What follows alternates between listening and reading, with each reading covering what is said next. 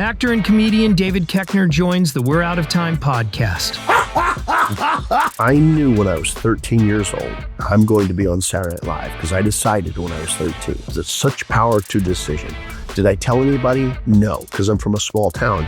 You don't tell town people their dreams because small town people oftentimes don't have dreams. When she was born, my fifth kid, I thought, you know what? I'm going to make sure I'm never out of work. So I started doing stand-up. I've done improvisation all my life and sketch, and I've always done live. I had turned 60, and I was on a TV show that was doing well. They got canceled. So now I've got nothing and divorced. And thank God I had stand-up. Now, also what I did, I got 2 DUIs in 6 months. Guess what? I got work. You know why? I created it 14 years earlier. I've never been out of work.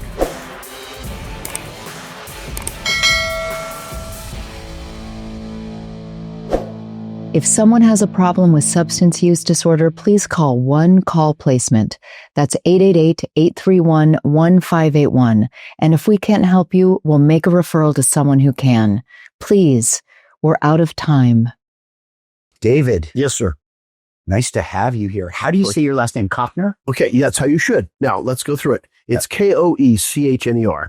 I say Koechner, which is incorrect. It's a German name. The Germans say Koechner. It should be, at the very least, Koechner or Koechner. I'm from a small town in central Missouri of 2,000 people. You walk through the Catholic cemetery, you're going to see at least 60, 70 Catholic families. Schmidt, Kutenköhler, Kniep, Kirchenmeier, okay? So what's the disconnect? Who forgets how to say your last name? At what point do you go, let's go with Koechner. Nowhere in the English language does the OE make the short E sound. But apparently my family does. Koechner. That's wrong. That's why no one can say it. I've been in show business for 30 years, right? Mm-hmm. So it's Koechner. It should be Koechner at the very least. Kohler toilets. We all know that one, right? So the problem was when I got into show business, Saturday Night Live was my first big break. So that was 1995. At that point, I could have changed it to Koechner, right? Uh-huh. And then I had 36 first cousins on my dad's side. I didn't have the temerity to change it. If you wanted to work, you could have changed it to Ramirez. What I should have done was change it. My mother's last name was Downey. Wow. David Downey, put a junior on there. God, that would have been so cool. Thank you for coming today, because I got to tell you, my favorite guests, and I've had a lot of guests and I love them all. Okay, that's not true. Other than most of them. Rigorous honesty. Well, I mean, look, there's a couple people whose things never running. Okay. Right. But I think that's my fault, not theirs. That's very kind of you. Well, it's also very true. But the cool thing is that my favorite people are comedians. Really? It's the best time. I've had Nick Thune. Yep. I've had Jay Moore. Yeah. And I've had Jimmy Shin. So have you worked with Ricky Gervais? No. I know. Really? God right? Damn it. Right? God, I love him. He's brilliant. So you did the Carell thing. I did The Office. What's The Office? That's a TV show. I know, baby. Everybody loved it. Yes. But I don't watch TV. Neither do I. Okay. So, of The Office, right? Which was on 9 seasons. I've watched 3 episodes, and I'm not an elitist. I have 5 kids. Right. So my time, look, you know what I like to watch? I'm intellectually curious, just like you, right? If it doesn't feed me, then I don't care. I'll search for an hour for a documentary that I really like. Really? Yes, rather than going, oh, this bad movie, whatever. So I watch the news a lot, less now, right? Because it's just like, come on, I'll stop there, because if I go into it, we'll talk revolution. But, so no, I haven't seen it. I do stand up a lot now, and I'm glad I did. And we get into that if you want to. I do. Okay. I'll say this. So my oldest is 14. So my youngest daughter is the age of your oldest daughter. Okay. Correct? Unless you have more kids you haven't told me about. No, I'm aware of. They would have found you through Ancestry. Anyway, so when she was born, my 5th kid, I thought, you know what? I'm going to make sure I'm never out of work. Right. So I started doing stand-up. And I called my agent. I said, I'm going to start doing stand-up. The next day, she had 11 gigs for me. Now, the first one was 3 months out. Wow. So I just started putting together a small act. Now, remember, I've done improvisation all my life and sketch, and I've always done live, no matter where I am. If I was on TV or whatever, I'd still be doing live shows somewhere in town all the time. So there's no fear quotient there at all. The difference between stand-up and doing sketch or improv is you and I are in a scene, right? Right. So now I'm doing stand-up. I'm in a scene with the audience. That's it. But they don't get to talk. So I put together a show slowly. You build your minutes, right? Till you have an hour, and then you have it. And thank God, because coming out of the pandemic, I had turned 60. And I was on a TV show that was doing well. They got canceled because of the pandemic. So now I've got nothing and divorced. And thank God I had stand up. Now, also what I did, I got 2 DUIs in 6 months. So now I'm just out there. But guess what? I got work. You know why? I created it 14 years earlier. I've never been out of work. I've never collected an unemployment check in my life. I started working for my dad when I was 7 years old in a manufacturing facility in Tipton, Missouri. I know how to work. Did I like it? No. But I mean, I'll never not have work. Well, you like what you're doing now. Oh, yes. Right? Yeah. It's not work if you love it. But not doing that when I was 7 years old, working for my dad in a metal fabrication shop, right? Oh, you didn't like that? That wasn't a good time? You'd rather be out playing baseball? He didn't show you a good time? You know, in the end, yeah. Probably the biggest thing that led to my success, right? Probably the best thing, or one of the best things I've heard anybody say, came from Jimmy Shin's dad. Okay. Let me see if I can remember it. Hard times create strong men. Strong men create good times. Good times create weak men. Yes. Weak men create hard times. And so it begins. Did I get it right? Yes, you did. I've heard this now. His dad had loaned him that advice, because it's something we all had to have. It's like a book. That his dad, didn't come up with that quote. His dad did embed that quote in his mind. I've heard this quote, and it's so true. Well, it's probably some ancient. Oh, yeah. It is Confucian. Yeah. In its origin, it seems. It seems. Yeah, because it's true, though. It's true. So listen, I love to have a good time, and I can't talk about drug addiction and fentanyl and death nonstop. Right. But we got to get into it. Okay. How long you sober? Since Thanksgiving Day. This last year. Right. Yes. So you're going to have a year. How many rehabs you been to? 3. How many of them worked? None. For me. For you? Yeah. Well, you weren't ready. Oh, I was always ready. I wasn't capable. What rehabs you go to? I won't. Two in Arizona and 1 here that's now closed. Mm-hmm. But yeah. Okay. Now, does yours do a 12-step? We make it mandatory for the affordable center that I've got. Yeah. That takes HMOs and everything. Yeah. Because they don't typically have the money to pop for therapists and that kind of stuff. But it's optional for the people at Carrera, because Carrera is where celebrities go and where the wealthy go. And, it's $165 a month. Right. So a lot of these people have big lives. Right. They ain't going to AA. Well, it's just, okay. I hear you. In my experience. Yeah. That's the only thing that works. That and abuse. Antabuse. Yes. Disulfiram. Right. I'm on it. I have to be. So what my sponsor told me, Dave, you're a hardcore alcoholic. I'm kind of like, oh, is there? So I'm a deeper ship.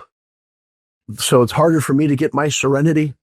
And he's right. And I tell you what, it works. And you can cheat if you want to. But I call my friend of 40 years every day. Either I send him a video or we do it on FaceTime, or I take my pill.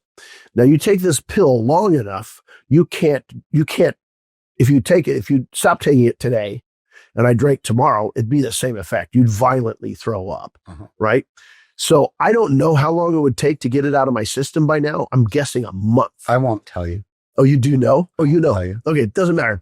My friend will never allow me to not be talking to him that long, So, which is good. And I have no resistance to it. The beauty of it is, and then, in AA, we say we haven't found something that takes away the desire for alcohol as of yet. Well, we have. The desire is there. I can't do it. So I never think about it. Because as you know, that's true. Yes. At some point you could stop taking it. I actually can't because my buddy, right, who I love, would go, I'm coming to see you. Okay.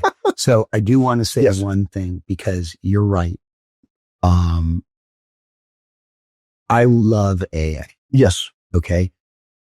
I've probably been to well over 1,000 meetings easily. Okay. But it's not the only thing that works. Agreed. Yeah. There are some people that are so sick and they're getting sicker now all the time. And I think a lot of that is the social media. I think a lot of that is the pandemic and other things that I won't get into. But I'm not sober today, I don't think, without the foundation I got in AA. Agreed. But, I had 3 guys last month or 2 months ago, I don't remember. And all 3 of these guys at Carrera all own soccer teams. Wow. Not in the same league. Sure. Okay. But they all own soccer teams. Highly successful. These guys are not going to AA. Yeah. They're not. And so then it's about, some people in AA would say, well, fuck them then. Oh, no. Okay. I understand. The old timers. Yeah. Because the old timer will say that, right? Yeah. Okay. And I'm like, no, because these are people that deserve it too. Right. And plus, a lot of these wealthy people, when they get sober, create so much good in the world. I've seen it so many times, it's great. It's great. So tell me, how long you've been trying to get sober? Oh, probably 20 years. Okay. At least. Yeah. I drank for 50. What'd you drink? But beer. What? Yeah, beer. In the end. No. Please. What? Really? You drink beer? Yeah. So you were pissing all day long? Sure. I piss all night. Why don't you just take shots? Because I like that nice fuzzy, here we go. Oh, here we go. It's trains pulling out, but it ain't moving too fast. If I wanted the train to move faster, I'll wait till after 11 when I'm really drunk and I'll go call somebody who might bring me something by that I'll go, well, God damn it, I guess we're going to go all night. Really? So you do the blow too? Oh, of course. Now everything's laced with fentanyl. All of it. Can you imagine?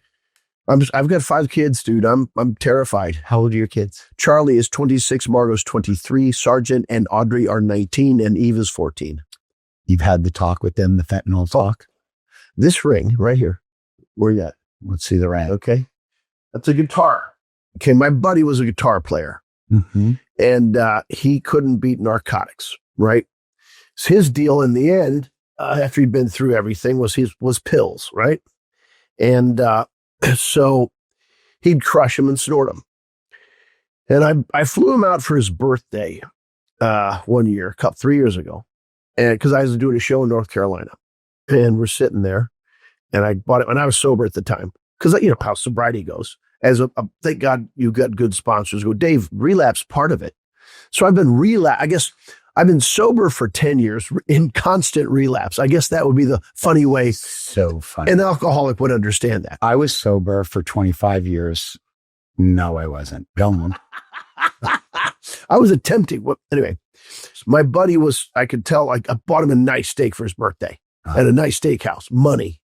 And I'm seeing he's not eating. I said to him, get another drink, because it was some kind of thing smoked under a glass, one of those places. Oh, that's cool. And I want to watch this, right? That's what an alcoholic will do, is like, I want to watch you drink because I can't do it. Because then I can remember, I don't want to do that anymore. Because once you have your first drink, the lies begin, correct? You start lying. Somewhere in your second drink. For me, it was somewhere in the second drink, typically in the last 2/3. Yeah. Anyway, he said, I'm coming off pills. So he was trying again to be sober. And he said, man, I don't know. Sometimes, he was in Texas. He goes, sometimes I feel like some of the shit I gets laced. Because he said, I've woken up hours later and I don't know where I was, in a different room. I said, wow. A month later, he was gone. So some of his ashes are in here. This is a cremation ring. So my kids know that. And trust me, I'm one of those dads. I'm all over them. If they said, if you could tell your dad one thing, what would it be? They'd probably say, leave me alone. Let me ask you a question. Yes. Okay.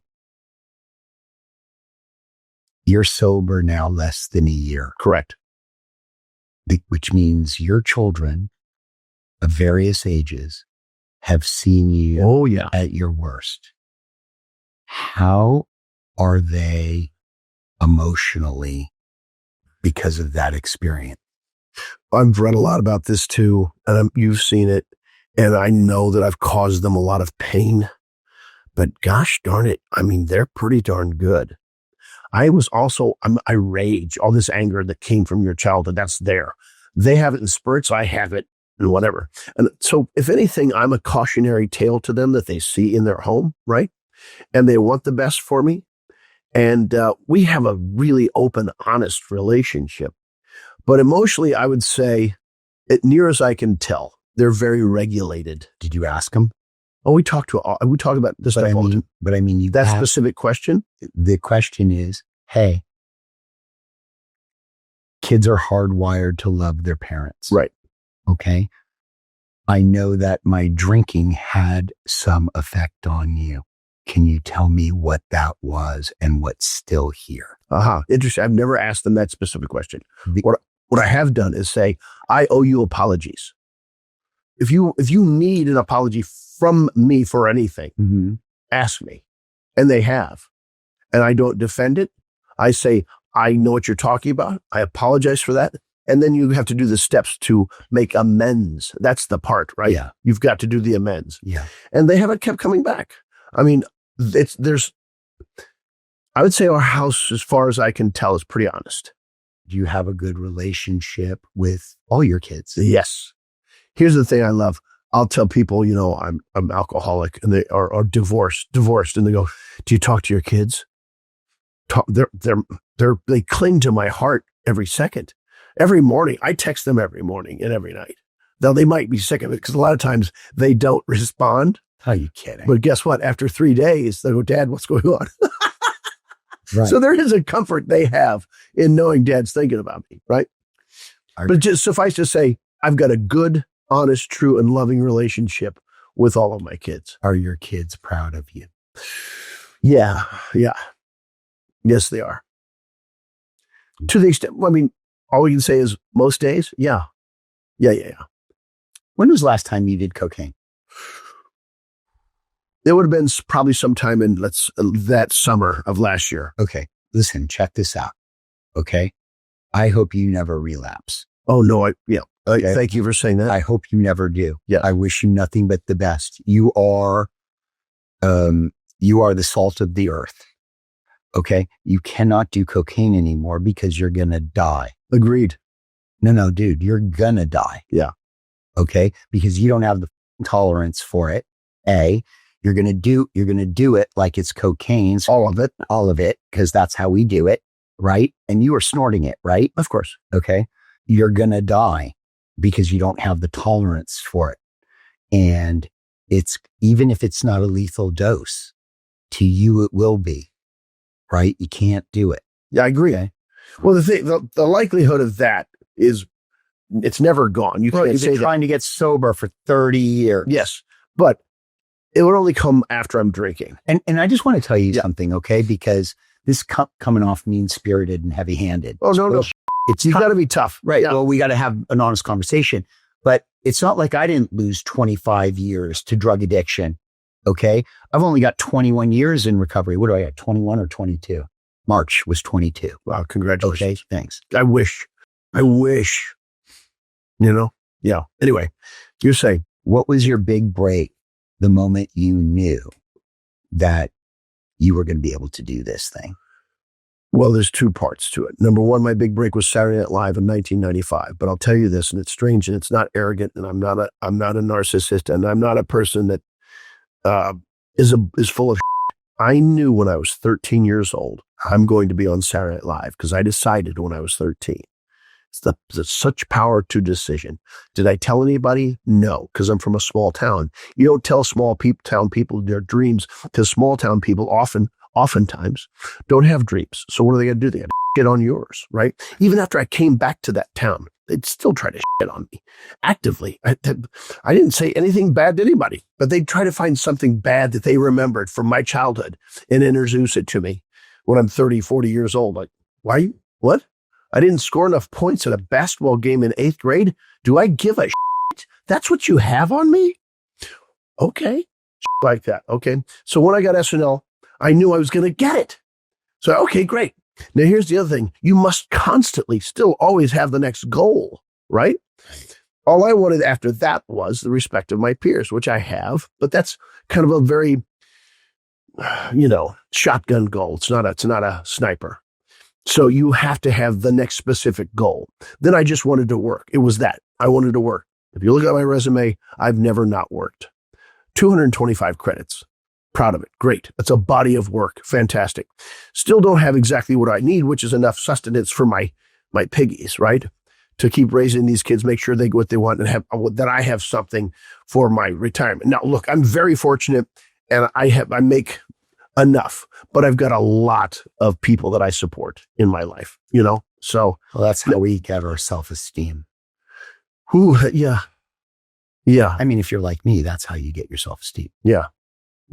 100. Yeah. Helping others, being of service. Yeah. Constant. I've got a tin platter, not a silver platter. Would you care for something off my tin platter? Yeah, there's a lot of rust there, but it'll be fine. Oh, the rust won't touch your lips. But yeah, I love providing. I do. It's the reason I get up. I want to get back to that guy who died. My buddy. Yes. Your buddy. You have kids? No. Wife? No. Okay, well, now we know why he's dead. Well, okay. Well, also, he was a gorgeous man, and women just ran to him without his pursuit. Is almost like a penance. Aren't so we're like, he needed to go. No, he didn't. He was my best friend. I know what you mean. It's so bad. It's so horrible, isn't it? That I don't know how to even take it in, man. Yeah.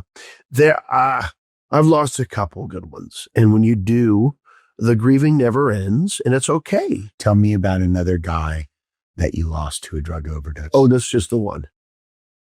The other one, it was to cancer, and he's older, and there it goes. I don't have multiples. Give me the most horrific story you've ever gone through while drinking and using. Oh, like something I did while I was doing that? Yeah. I'm very fortunate. Well, I got 2 DUIs. And that's the most horrible thing that's ever happened to me. I've never. Jail? Huh? Did you go to jail? Overnight. Uh-huh. Yeah. The first one was overnight. Second one wasn't even overnight. Second one wasn't a DUI, you mother. You f***ed me. The second one, the guy goes, I'll just say this. The arresting officer told the judge, this is the nicest man I've ever arrested. Okay? Not resistant, did everything they asked. They never gave me a breathalyzer. I had driven for 2.5 hours. I was 3 miles from my hotel. They should have said, we're going to take you home. They did a field sobriety test. I passed it as far as I could tell. Uh-huh. The thing I didn't tell them was this. So I drank on the plane, and I drank because I spoke to my ex-wife, right? Uh-huh. That's called a trigger. And so I'd had that. And I'd been 6 months sober again. So then I was off the pill. I wasn't taking it on the regular, on the reg, on the Riz. What pill? Disulfiram. The Antabuse. So drove 2.5 hours. I dare say if I'd had my last drink right before I drove and I didn't, then I would be sober. But the guy says to me, takes me downtown, do you want to take a breathalyzer? I'm like, why are you asking me? He says, well, I don't think you'll have to drive in this state for 2 years. And the consequence of not taking the sobriety test, the breathalyzer, is you can't drive in this state for 2 years. I'm like, well, it sounds to me like he's telling me refuse the breathalyzer, correct? Now, you're a lawyer. Refusing a breathalyzer is an automatic DWI. That's right. Well, what the you didn't tell me that part of the math. Right. I should have blown. I'm going to get goddamn DUI anyway. Well, let me get it earned. Right. Anyway. That's right. We'll never know. I know. But anyway, blah, blah, blah. Guys, so that's the worst. That's my worst story. I never hurt anyone, right? I guess the worst thing, it continues whether I'm drinking or not. I talk too much. That's my horror story. Now I forgot to ask you. Yes. You're in the comedy clubs all the time. Uh-huh. There's got to be a lot of drug abuse there. Always. Yeah. What's going on there? I'm sober. It doesn't trigger you? Oh no, you don't have that choice. The choice isn't yours whether or not you can drink. Because if I drink, I'll violently throw up. It blocks the enzyme that processes alcohol. Right. So if I drink, and I've never tested it, I'd violently throw up. The closest I've gotten is once for a 2-week period. This is 6 years ago, when I first attempted to take the pill on a regular basis. I stopped, which is what planning and scheming, which is what an alcoholic does. That's right. I'd already moved out of my house. And so I quit drinking. I quit taking the pill, then waited a week to see if I could take it. I was able to drink 1 pint of an IPA. I was okay, but within 20 minutes, I threw up. Not violently like you would. That's after just 2 weeks, right? Now, I've been taking this pill regularly for over 6 months, 7 months, right?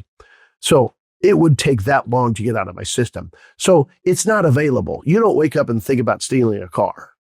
It's the same thing. I don't wake up and it takes away the scheming and it takes away the bargaining because you can't. That's right. It's gone. It's not available to you. That's right. I don't care where I am. People can drink in front of me. I don't care. What I'll do is I notice this, which we all notice. I can tell if someone's had 1 drink. You're like, wow, why would you do that? You're not as good a person as you were when you're sober, but you think you are, don't you? So the one thing I would tell my 10-year-old self is this: David, don't ever drink. It'll take you. And it did. Now, the sad part is several times when I've had these things late at night, early morning, I had a fucking revelation or two. I believe I would have had them anyway. George Harrison had said that he's had revelations while he's in an altered state of mind, right? So sadly, I have too. But I hope I could have gotten there straight edge. Number 2, what advice would I give to a young performer? If you're asking for advice, you're asking permission. I never asked advice one time in my career. Now, I might ask, should I do this or should I do that after I did it? But for the long-term thing of how do I do this? If you're asking me how to do it, you're asking the wrong person. You should be asking yourself because that's the only person who has the answer you need. Now, having said that, I'll give you 2 pieces of advice. Read the book Outliers from Malcolm Gladwell. It's basically the 10,000 hours theory. How do I become an expert, a master at the thing I want to do? If you can't read that book, then f*** off. You're not ready to do anything. Go do what you do, but you're not going to do anything. You're not going to. But I shouldn't tell you what to do. F***ing read the book yourself. Find out. Now, number 2, listen to On Writing by Stephen King, the audiobook, because he narrates his own audiobook and it's delicious. You say, well, I'm not a writer. Well, yes, you are, because you write in the mind of yourself. Creativity. Basically, that's what he's addressing. The 10,000 hour principle. That's what you gave these guys. Well, I guess the journey starts with the first step. You've done 10,000 hours easily. I don't have a therapist working for me that doesn't have at least 10,000 hours of treatment experience. Most have 20 and some have 30. You don't, takes time to be a master. It takes time to be a master. Yeah. And you should love it. If you love something, you have no problem doing 10,000 hours. Easily. It's what I want to do anyway. That's right. Yeah. All right. Lisa. All right, man. I want the rant. I'll give you a rant. I want the rant. So something that just pisses you off, okay, or aggravates you. And the example that I always give are the bicyclists with the shorts that get in your way and don't move out. And they're like, you, this is my road too. Okay. Right? I hate that. All right. Getting cut off, or someone that, the person I hate the most is that person that merges late. It happened this morning on my way here, right? you. You're not getting in the lane. There's a line. Get in line.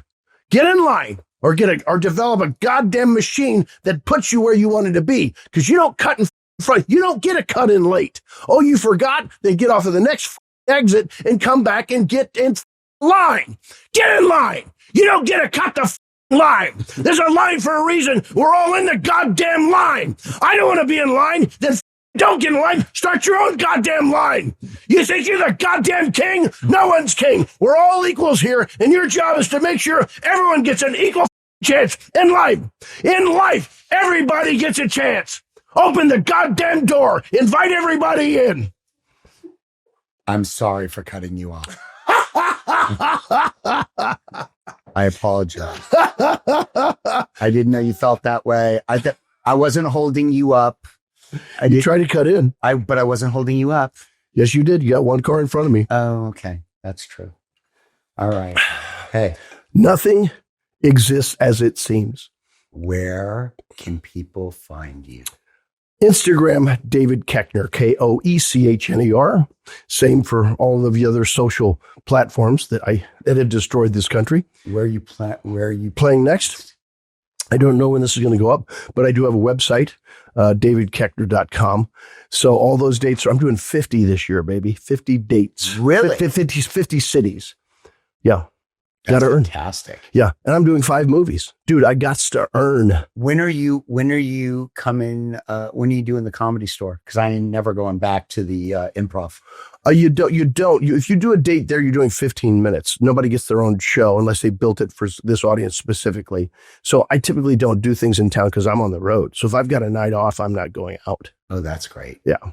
All right, and in town, there can be 10 or 20 comics playing that night. So everyone's doing 12 to 10 minutes. And I don't invite people to come out to just see 12 or 10 minutes. I wish I could go to the Comedy Store again. You can. I'd give anything to go. Forgive them. No, that was the... I know. Do you know at the Comedy Store, I saw Sam Kinison, and it was the best show I've ever seen in my life. God, he's the greatest. He'd give you a rant. God, I'd give it. Sam! All right. Hey, gang. Dave Koechner from Show Business. See you next Tuesday. And some of you are. See you next Tuesday.